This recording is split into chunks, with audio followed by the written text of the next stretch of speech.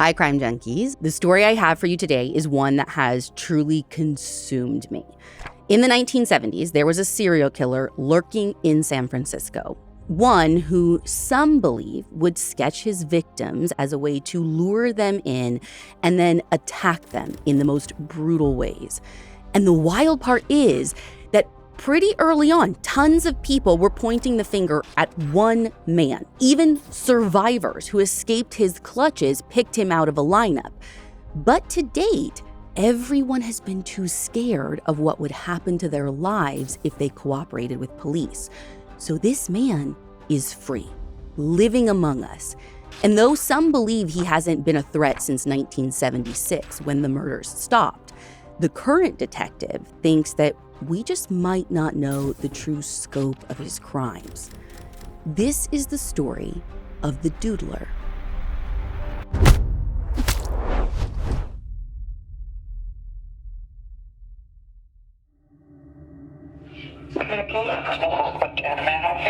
Yes, I believe there might be a dead person on the beach at right across from Lower Street.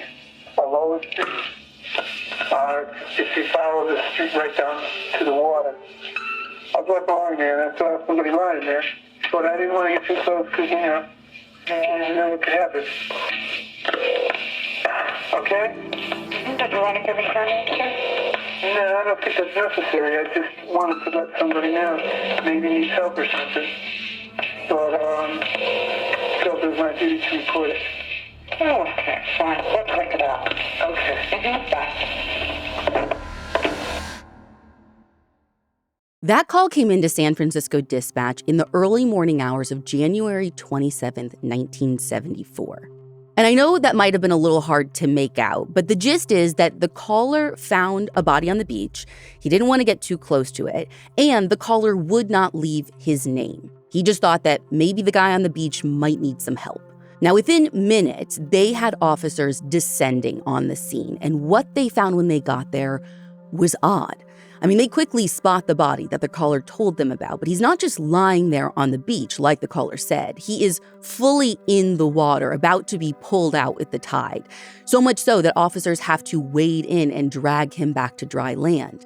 And by the way, no one is thinking that this guy could have drowned or anything. He has got wounds everywhere. He was a victim of a homicide, no doubt. But here is the even stranger part. At nearly 2 a.m., when this call came in, it is very dark out, and there isn't any lighting down by the water. So when they get this body to the shore and have a minute to take it all in, they're like, wait, what was this caller even doing out here on the beach in the middle of the night? And how exactly did he spot this body in the pitch dark? Now, it is worth noting that this beach is a common hookup spot. Now, there's no one else around when they get there, but maybe that's why the caller was out there. TBD who he is, who he was with, but it might be all the reason in the world not to give his name when he called this in. Who knows, right? Is he married? Who was he with? Blah, blah, blah. But the caller's name isn't the only thing that they're missing. They don't find a wallet or anything in the victim's clothes that would tell them his name either. I mean, really, they don't find much of anything at all. We asked retired homicide inspector Sergeant Dan Cunningham to describe the scene for us. He still works cold cases for the department, including this one, so it was still pretty fresh in his mind. And he was basically like, what scene? Because, the guy was on the verge of being swallowed up by the Pacific, which doesn't leave investigators with a whole lot to work with. In the following days, they put out a couple of media requests for the caller to come forward. Maybe he could shed some more light on the circumstances around all of this. Were there other people on the beach? Was he with anyone when he found the body? Did he see anything? But whoever that guy is that called in, he either never gets the message that police are looking for him, which I find hard to believe this was going far and wide at the time, or he is intentionally laying low because he never comes forward. So when they get out there, did the guy in the water look like he had just gone in, or had he been dead for a while? So I kind of think those are two separate questions, because I don't think he had been in the water long because he wound up there on account of the tide coming in, not because of he was killed and put there. As for how long he'd been dead, what I know is that the coroner finds that he was in the early stages of rigor mortis, which, quick reminder for crime junkies, that tends to begin around 2 hours post-death, but can take up to 6 hours. Okay, so the TLDR is at least 2 hours, but possibly more. Right. The coroner also determines that their victim, who is a middle-aged white man, died from multiple stab wounds, 17 to be exact, in his chest, torso, front, and back. And he went out with a fight based on the defensive wounds he has on his hand. Now, the water washed away a lot in terms of evidence. Not that they even could have done much of anything with it back in 1974. But what it didn't wash away or degrade were his prints. Or at least that's how I'm assuming they ended up IDing him. It never actually says that specifically, but I know he did have a prior encounter with police, so I'm thinking that maybe they had some kind of record of him. And in 74, those records were likely just prints.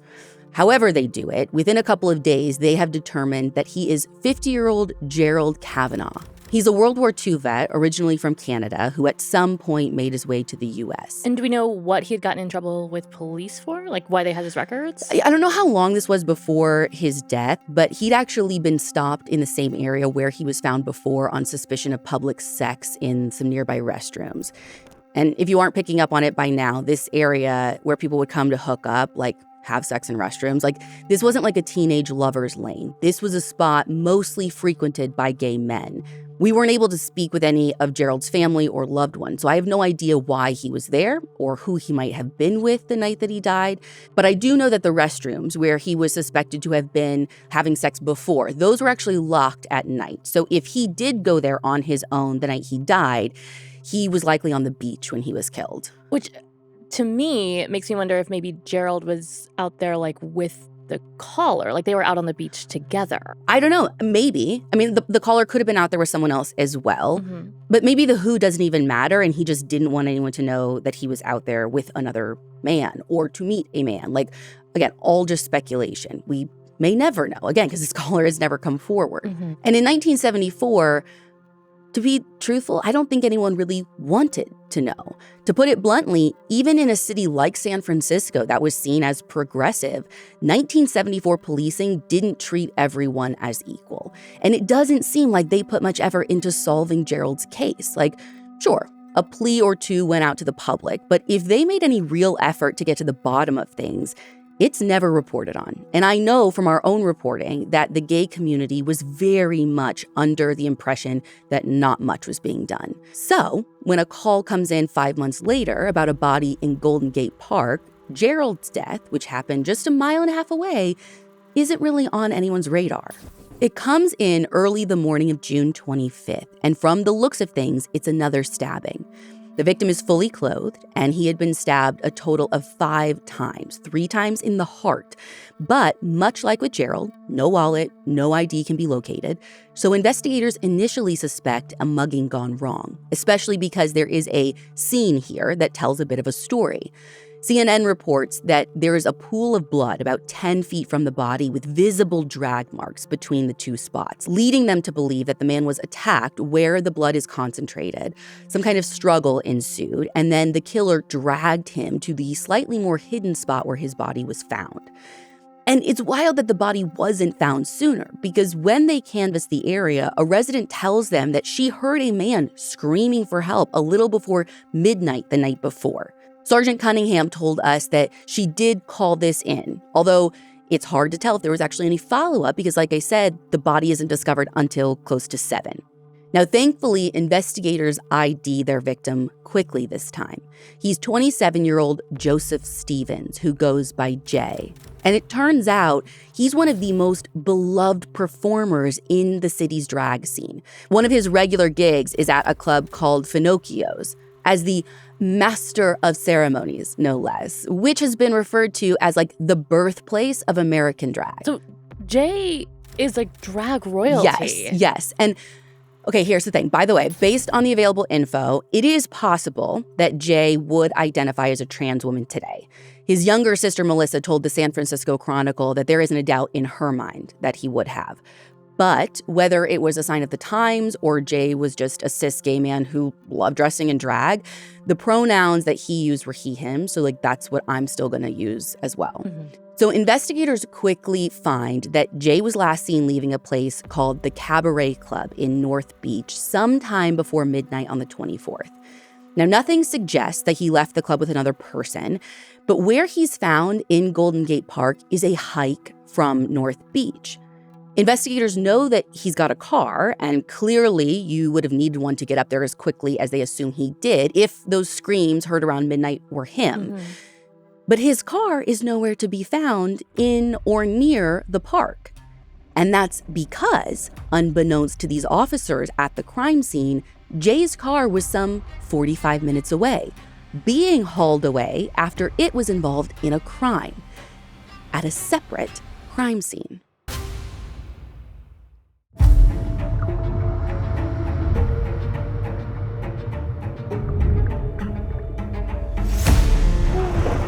Two branches of the same tree. Two pieces of a soul. Where one sister goes, the other will be, for she is but half of the whole.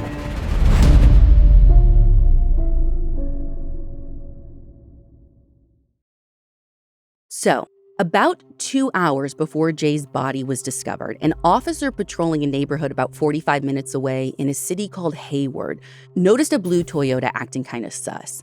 There had been a string of sexual assault in the area recently, so the cop figured he should, check this out. But when he initiated a traffic stop, the Toyota peeled off, and it turned into a whole high-speed chase situation.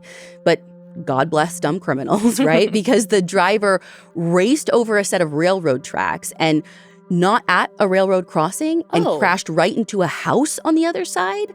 Now, the driver, a blonde 20-something, jumped out of the car, fled on foot, and got away. But when police ran the car's plates and found that it was registered to Jae, they eventually touched base with SFPD, who immediately think that they've got their killer, or at least a description of their killer. Now, I don't have the exact play-by-play, but one way or another, the blonde guy ends up getting ID'd and located. And dude is shocked to learn that the car he'd crashed belonged to a homicide victim. He denies any involvement in Jae's death, swearing up and down that he just lifted the car from where it was parked at Golden Gate Park. And as unbelievable as I know that sounds, his story actually checks out. Seriously? He's literally just the world's unluckiest car thief, which is a bummer for investigators because it means that their promising early lead turns into a dead end real fast. And with nothing else to go on, and knowing they weren't making any connections to a larger pattern of crimes yet, it kind of feels like everyone just shrugged their shoulders and said oh, well, we tried. Now, our team talked to Ron Huberman, who was the first openly gay investigator with the San Francisco DA's office in the 70s. And as you can imagine, he had unique insight into the tense dynamic between the gay community and law enforcement at the time. And he said the simplest way to put it was that there was a ton of hate crimes happening at the time. The murders, he said, were next level. But what he saw from the inside is that police just did not care. He also emphasized the level of tension, animosity even, that existed between SFPD and the queer community at the time. Because you got to keep in mind that in 1970s San Francisco, morality laws were enforced. Cops pose as gay men at the time to entrap actual gay men, and queer crime victims are liable to find themselves in cuffs if they go to law enforcement for help. I mean, that same year, 1974, a gay man settled a lawsuit against SFPD for nearly $250,000, which would be $1.5 million today, after police pulled him from a car and beat him to the point of having permanent brain damage. And how was Ron even out at this time? I had the same question. So apparently, and this is super interesting, it had to do with the election of a DA who both sincerely wanted to integrate the gay community into mainstream and maybe saw the political benefit of doing so. And Ron told us that things at the police academy were kind of tense at first, but he was able to win some trainees over with a little humor, which I think came easy to Ron. I mean, okay, so literally his nickname in the gay community was Daddy Cop, which obviously was like tongue in cheek because like obviously the guy didn't take himself too seriously. But anyways, that was my long-winded way of emphasizing that these cases were kind of thrown to the side and thought to be one-offs. No one was thinking serial killer. I don't even know that serial killer was a thing that, we had a word for at the time. But that changes 12 days after Jae's murder. That's when another man is found deceased on the beach really close to where Gerald had been found. This murder is especially brutal. The victim is another white man on the younger side like Jae, and he was nearly decapitated.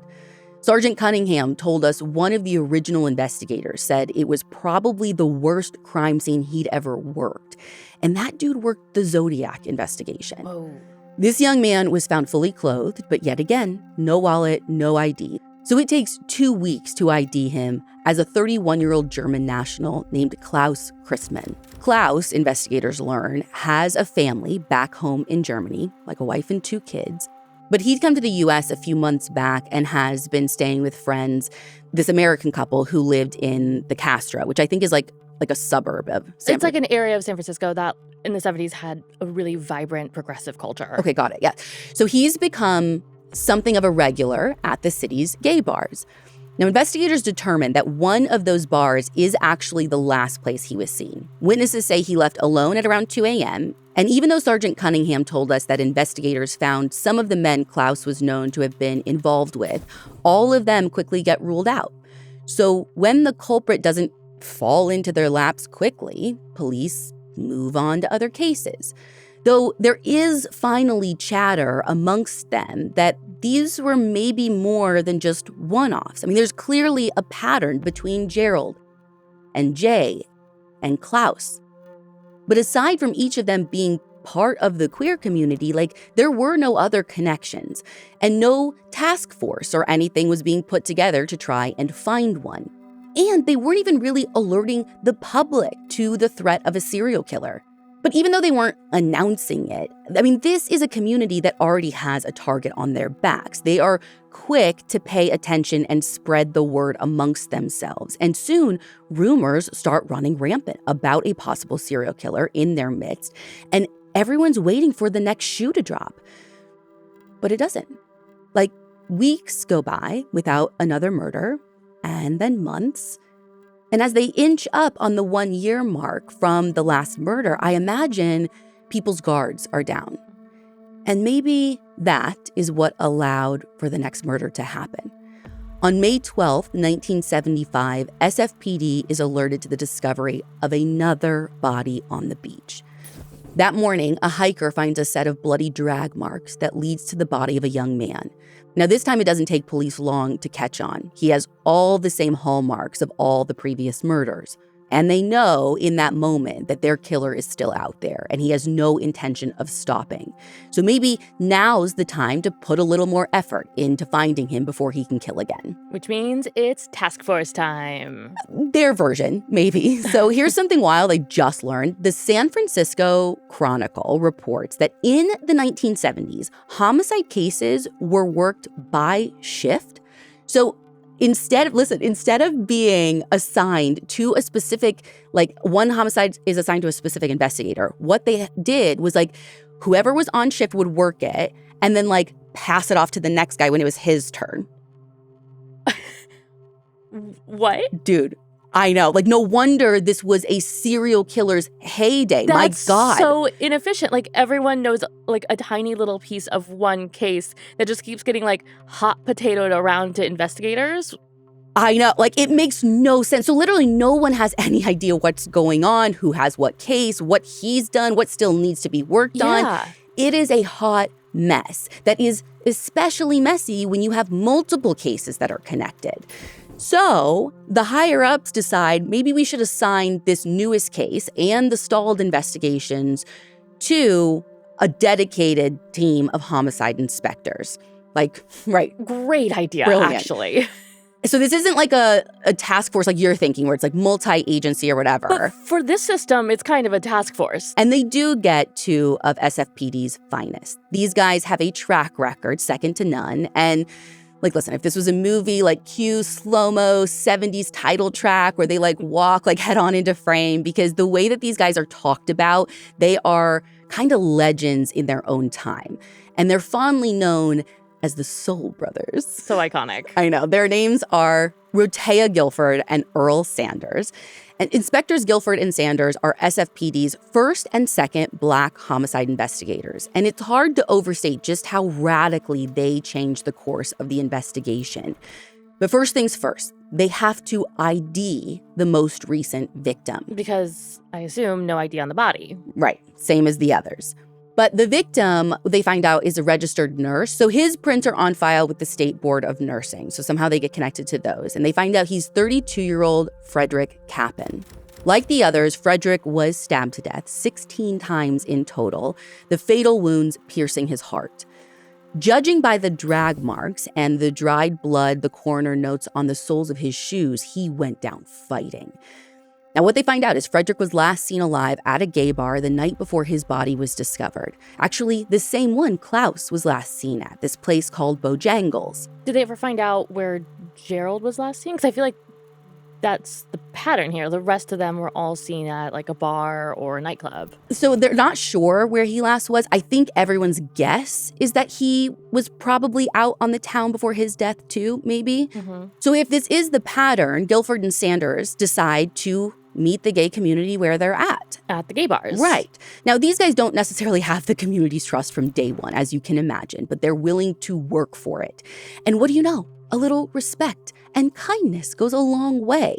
And before long, they are hearing whispers of a rumor that has been making its way through the scene.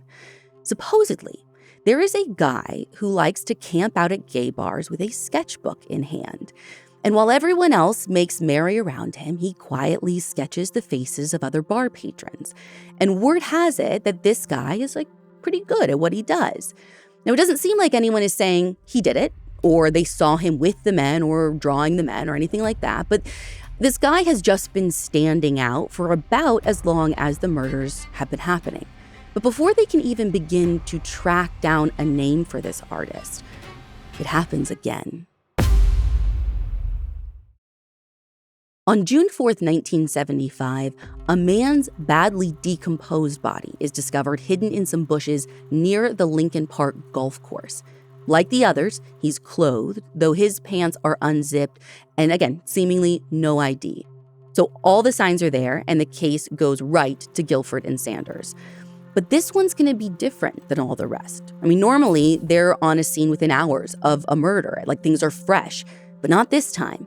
The coroner says that this man had been out there anywhere from 10 days to a month, and badly decomposed might have been an understatement because Sergeant Cunningham told us that the remains are actually mummified, which basically throws their normal form of IDing the victim out the window. No usable prints. Right. Somehow, they do eventually ID him, though. He's Harald Gullberg, a 66-year-old sailor and naturalized U.S. citizen originally from Sweden. And then in July, another man is attacked. But he is alive when he stumbles into a local ER pleading for help. Now, dude is drenched in blood, and he's saying that he's been stabbed. And though he does want immediate medical help, make no mistake, he does not want the police involved, does not want to file a report. He is adamant that he does not want a report filed, he will not cooperate if one is filed. Is he afraid of being outed? Mm-hmm. He's a European diplomat, and San Francisco is where he was stationed for his job. I actually don't know his name because that's never been released, so I'm just going to refer to him as the diplomat. But they get his story nonetheless. I mean, again, I don't know how they convince him, but they do. And his story is a doozy. He says that he was by himself in a diner called the Truck Stop. It's 2 a.m., A nearby gay bar called the Rear End had just closed its doors, and he noticed a guy sitting alone sketching animals on a napkin, and these sketches were pretty impressive. By total coincidence, the diplomat has some art training, so they strike up a little conversation about their shared hobby. And the guy doing the sketches was a young black guy, good-looking, total artist vibes, according to Ron Huberman. And the diplomat was intrigued when he mentioned that he was studying to be a cartoonist. So they're like chatting. They hit it off. And when the diplomat asks if he wanted to head back to his apartment, maybe for a nightcap, whatever, the artist accepted the invite. So like, so far so good, right? But when they got there, things got real weird real fast. It started when the artist asked to use the bathroom. The diplomat was like, sure, no problem. So the artist goes in, but then the guy like wouldn't come out. Sergeant Cunningham told us that after so long, the diplomat was like knocking on the door, more than once, asking if he was okay. About 30 minutes later, as the diplomat was standing with his back to the bathroom door, all of a sudden it swings open. The artist growled something along the lines of, "You guys are all alike," and then he plunged a steak knife into the diplomat's back.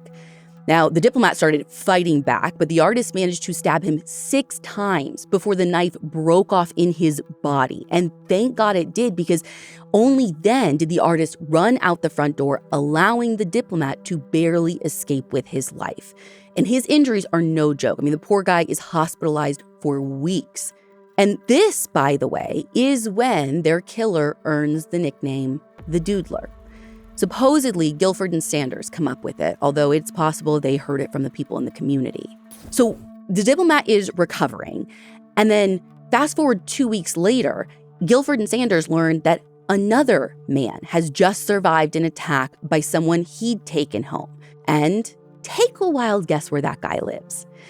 Same apartment building on the same floor as the diplomat. What? Yet they don't know each other. But they're so close they could borrow a cup of sugar. Yeah.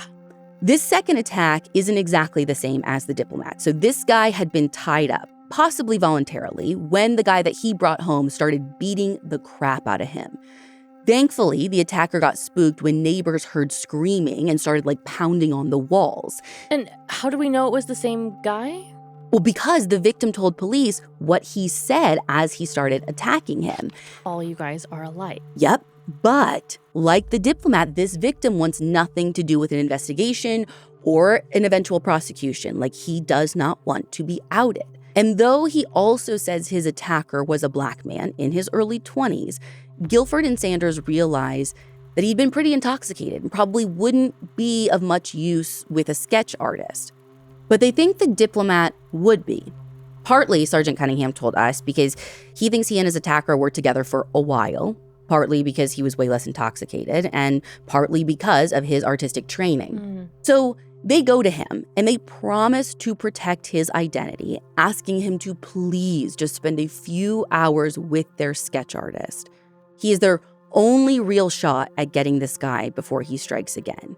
But every time they ask, his answer is no. No, no, no, no, no. And then suddenly, he says fine.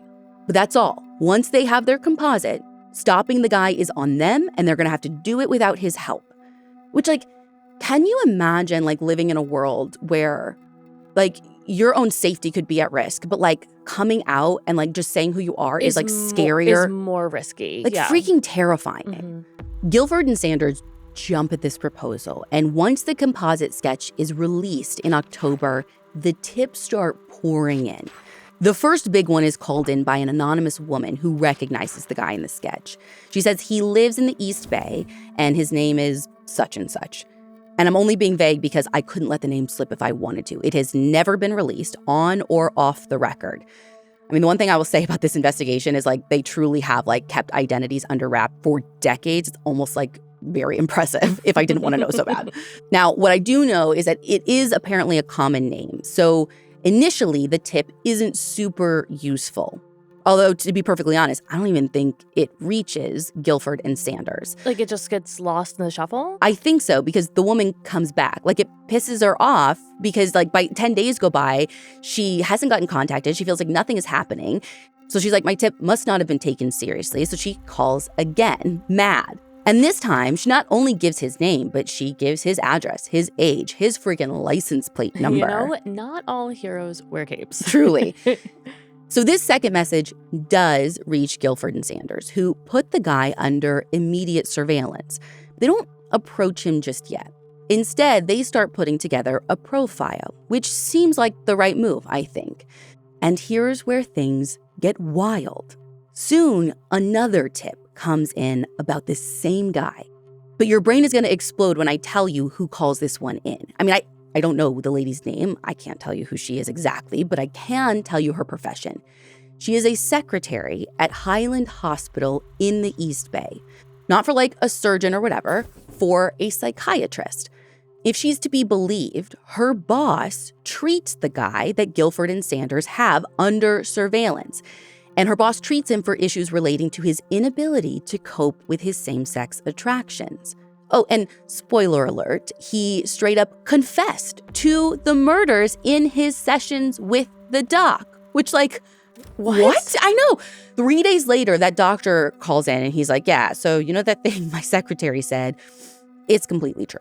My patient, so-and-so, whoever he is the killer everyone is calling the Doodler. So he's not just saying that his patient confessed. He's saying that he believes that confession. Beyond a shadow of a doubt. Like, this is your guy. I know this is your guy for a fact. I assume with him being called the Doodler, the public knows about the sketches too, Yeah, right? they do by this point. And this guy is like a good artist too that they're calling in about? Yes, question mark? So here's the thing. Outside of the diplomat's interactions with him, where he said, like, yes, he was, answers on that are kind of hard to come by. Like, I can't find a solid answer on, like, was this guy really a cartoonist? Was it like, I don't know. Now, before long, Gilford and Sanders decide it's time to confront this guy that they've been watching. And so in January of 1976, they bring him in for questioning. He comes in voluntarily, doesn't even bring a lawyer. And while he denies being the Doodler, he doesn't deny everything. Gilford tells the San Francisco Chronicle, quote, he said he's reformed. He said he'd had problems with his sexual identity since he was 13 and had homosexual experiences, had experimented with it. But he said his sessions with the psychiatrist had cured him, end quote. Which sounds conversion therapy to me, but like I could be wrong. Either way, this guy's description of himself couldn't fit the PERT profile more closely, which is of someone who is quiet, intelligent, middle class, and absolutely drowning in self-loathing over his attraction to men, which he probably acts on before lashing out violently with a kind of misdirected self-hatred. And here's where things get really frustrating. Even though we have survivors, and even though they have a suspect, the survivors that they have won't cooperate to ID him as their attacker. They even have found a third survivor by this point, but he's a super famous actor who, surprise, surprise, wants nothing to do with the case. And this guy wasn't actually physically attacked. Rather, he ended the encounter, which was like a potential hookup, when a knife fell out of the guy's pocket. And are you saying that they won't even like come in and ID the guy, or they just won't cooperate if/when it comes to testifying? I know the diplomat at one point at least looks at a lineup. I don't know about the other guys.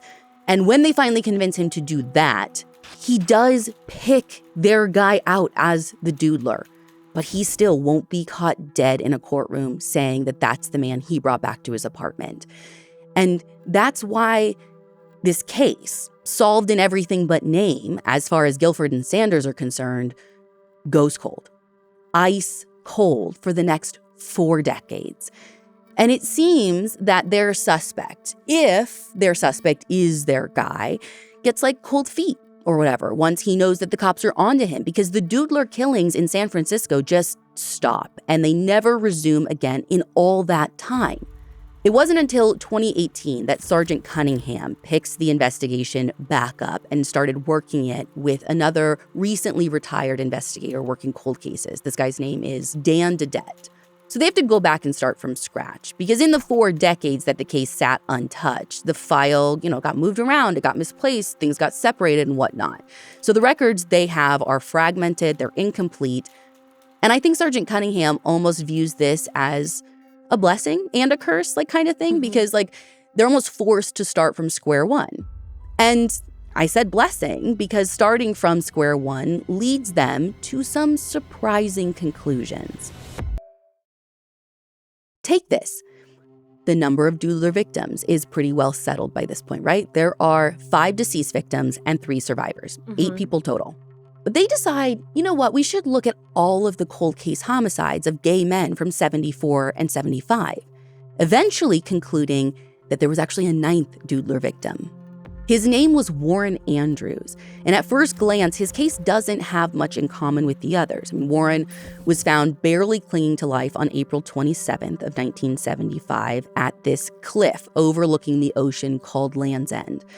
But he wasn't stabbed like the others. He was beaten brutally with a rock and a tree branch. And even though he was found quickly, he was in terrible shape. He was in a coma for a couple of months and then eventually passed away. So then what's the connection?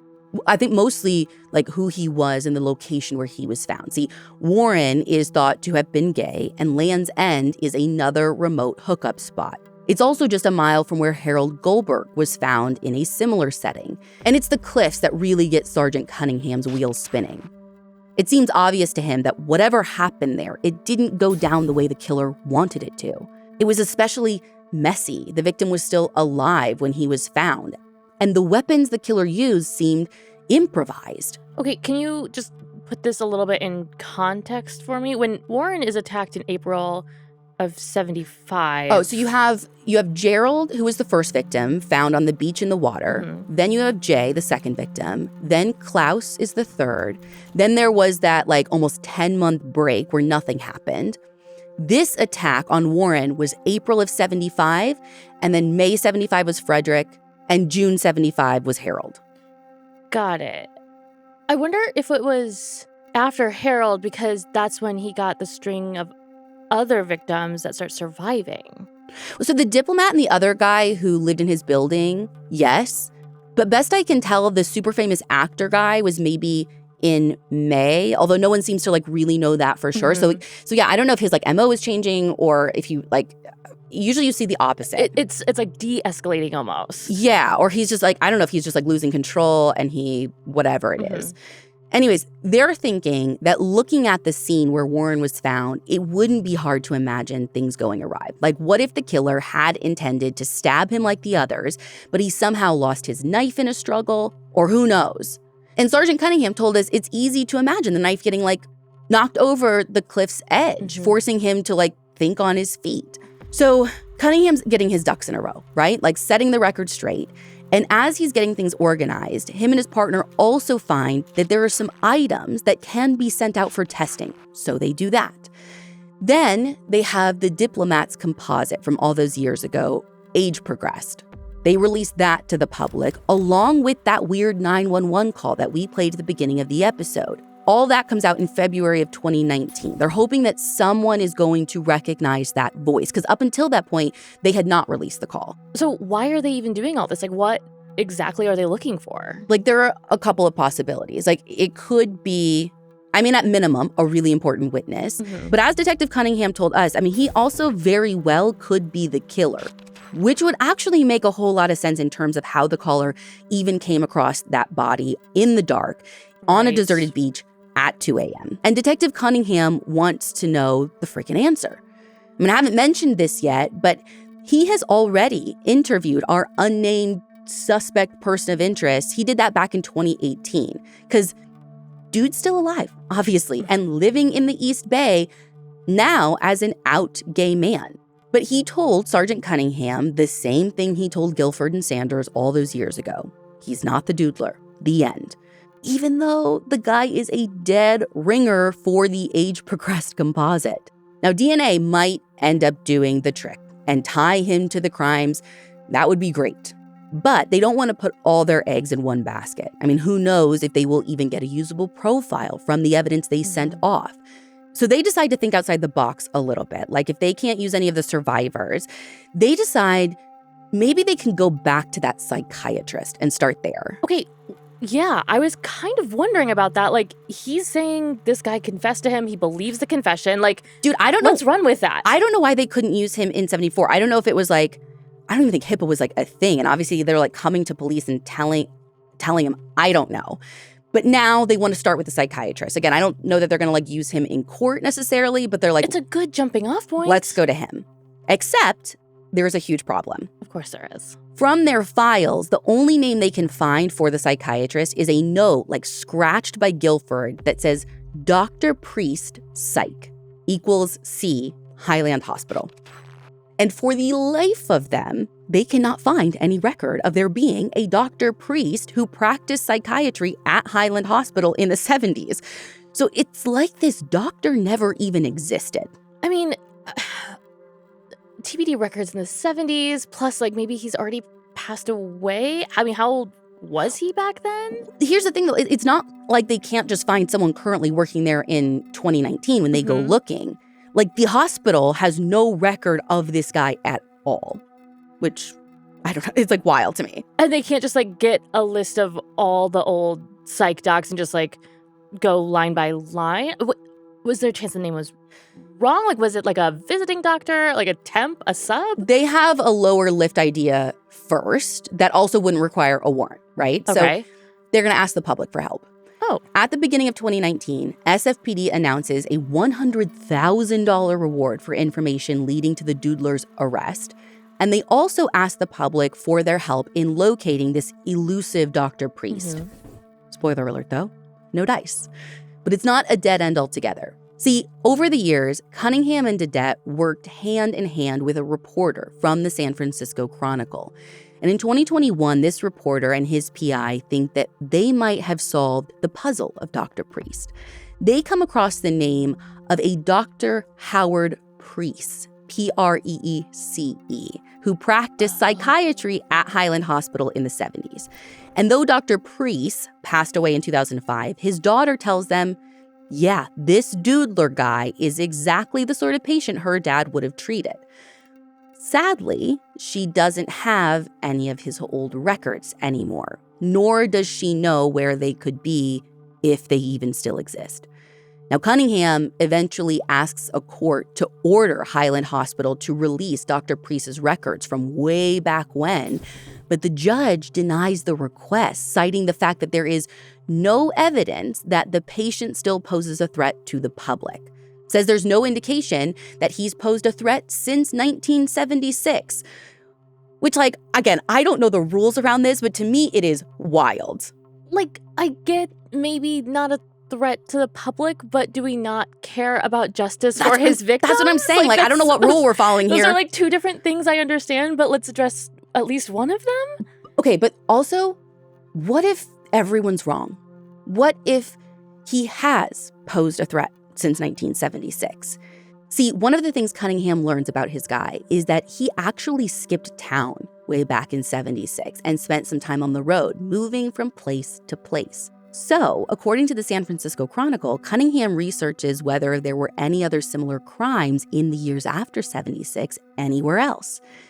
And wouldn't you know it, there were. Now, it's not totally clear, but Cunningham said that he is in touch with various other law enforcement entities about it. And he's also submitted more items for forensic testing, though so far, no one has been able to isolate a profile other than the victims, like whatever victim was related to that item. And it's mostly because their deaths were just like so bloody. But he emphasized to our reporter that he is still got high hopes on the DNA front. And there's one more conclusion that Cunningham has come to about this case that I think is wild. He's not convinced that the Doodler actually did so much doodling. Ashley, we're calling him the Doodler. I know. As far as he's concerned, that trope is more lore than fact, springing from the diplomat story about his attacker sketching animals. And then it just kind of like took on a life of its own.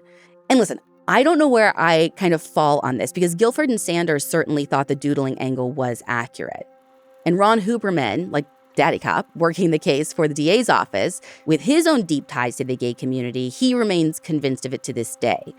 Ron told us that he talked to multiple people with firsthand accounts of this guy sketching men in bars and using the sketches to hit on them. And he also told us that in the 7 or 8 years since the case has been reopened, he hasn't been contacted, which I thought was kind of surprising. Like he was someone who was boots on the ground at the time and was part of the community being targeted. So I don't know quite what to make of that. But whether the Doodler actually did all that much doodling, the fact remains that 6 men were brutally slain in 1974 and 75.